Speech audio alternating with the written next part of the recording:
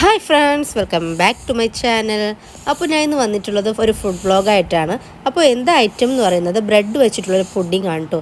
അപ്പോൾ ഇവിടെ വേണ്ടത് സോഫ്റ്റ് ആയിട്ടുള്ളൊരു ബ്രെഡും പിന്നെ കുറച്ച് പാലുമാണ് വേണ്ടത് കേട്ടോ. കുറച്ച് മതി കേട്ടോ പാല്. എന്നിട്ട് പാലിലേക്ക് നമ്മുടെ മിൽക്ക് മെയ്ഡ് ചേർത്ത് കൊടുക്കുക. മിൽക്ക് മെയ്ഡ് ചേർത്ത് കൊടുത്ത ശേഷം നന്നായിട്ട് ഇളക്കി കൊടുക്കണം കേട്ടോ. നന്നായിട്ട് പാലത് മിക്സായി വരുന്ന രീതിയിൽ വരെ നന്നായിട്ട് ഇളക്കുക കേട്ടോ.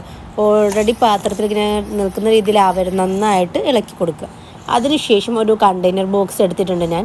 അതിലേക്ക് ബ്രെഡ് വെച്ച് കൊടുക്കുകയാണ്. എന്നിട്ട് ബ്രെഡിൻ്റെ മുകളിലേക്ക് നമ്മൾ ഈ ഉണ്ടാക്കി വെച്ചിരിക്കുന്ന കണ്ടൻസ്ഡ് മിൽക്ക് അഥവാ മിൽക്ക് മെയ്ഡ് ചേർത്തിട്ടുള്ള പാല് കുറച്ചായിട്ട് ഒഴിച്ചു കൊടുക്കുക കേട്ടോ. ഈ ബ്രെഡ് നനയുന്ന വിധത്തിലായിരിക്കണം നമ്മൾ ഒഴിച്ചു കൊടുക്കേണ്ടത്.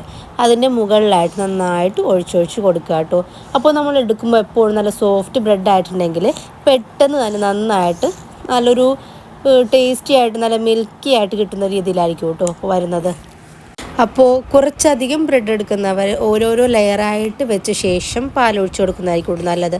കാരണം എന്താണെന്ന് വെച്ചിട്ടുണ്ടെങ്കിൽ നന്നായിട്ടൊരു സോഫ്റ്റ്നെസ് കിട്ടണമെന്നുണ്ടെങ്കിൽ ഒരുപാട് ബ്രെഡ് എടുക്കുന്നവർക്ക് ഓരോരോ ലെയറിൽ വെച്ച് കൊടുക്കുമ്പോൾ അതിനനുസരിച്ച് പാലൊഴിക്കുന്നതനുസരിച്ചിട്ട് സോഫ്റ്റ്നെസ് കൂടി വരുള്ളൂ കേട്ടോ. അപ്പോൾ അതാണ് ഞാൻ പറഞ്ഞത്. അപ്പോൾ ഞാനിവിടെ അധികമൊന്നും ബ്രെഡ് എടുത്തിട്ടില്ല, അതുകൊണ്ട് ഞാൻ 2 ലെയർ വെച്ച ശേഷമാണ് കേട്ടോ പാൽ ഒഴിച്ച് കൊടുത്തിട്ടുള്ളത്. അപ്പോൾ അങ്ങനെ 2 ലെയറായിട്ട് വെച്ച ശേഷം 2 or 3 ലെയറായി വെച്ച ശേഷം പാൽ ഒഴിച്ച് കൊടുക്കുക കേട്ടോ. അതൊരു മുങ്ങാൻ പാകത്തിന് വേണം ചെയ്യാൻ കേട്ടോ.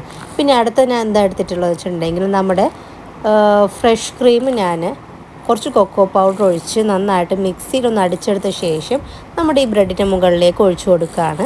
അതിനുശേഷം നമുക്ക് ഇഷ്ടമുള്ള ബദാമോ കശുവണ്ടിയൊക്കെ വെച്ചിട്ട് നമുക്ക് നന്നായിട്ടൊന്ന് ഡെക്കറേറ്റ് ചെയ്ത് കൊടുക്കാം. അപ്പോൾ ഇത് ഫ്രിഡ്ജിൽ റെഫ്രിജറേറ്റ് ചെയ്യാൻ വേണ്ടി വെക്കുക കേട്ടോ. ഒരു 20-30 മിനിറ്റ് വെക്കുമ്പോഴത്തേക്കും സെറ്റായിട്ടുണ്ടാകും ഐറ്റം. അതിനുശേഷം വേണം സെർവ് ചെയ്യാൻ കേട്ടോ. അതിനുശേഷം നമുക്ക് വേണമെങ്കിൽ ഒന്നുകൂടെ ബൂസ്റ്റൊക്കെ വെച്ച് ഡെക്കറേറ്റ് ചെയ്ത് കൊടുക്കാം. അപ്പോൾ ഒന്നുകൂടെ മധുരം കൂടും കേട്ടോ. അപ്പോൾ ഇത്ര സിമ്പിളായിട്ട് തീ പോലും കത്തിക്കാതെ നമുക്ക് ഐറ്റം ഉണ്ടാക്കാൻ വേണ്ടി പറ്റും. അപ്പോൾ വീഡിയോ ഇഷ്ടമായി ലൈക്ക് ചെയ്യാനും ഷെയർ ചെയ്യാനും സബ്സ്ക്രൈബ് ചെയ്യാനും മറക്കരുത്. അപ്പോൾ അടുത്ത വീഡിയോയുമായി കാണും വരെ ബായ്.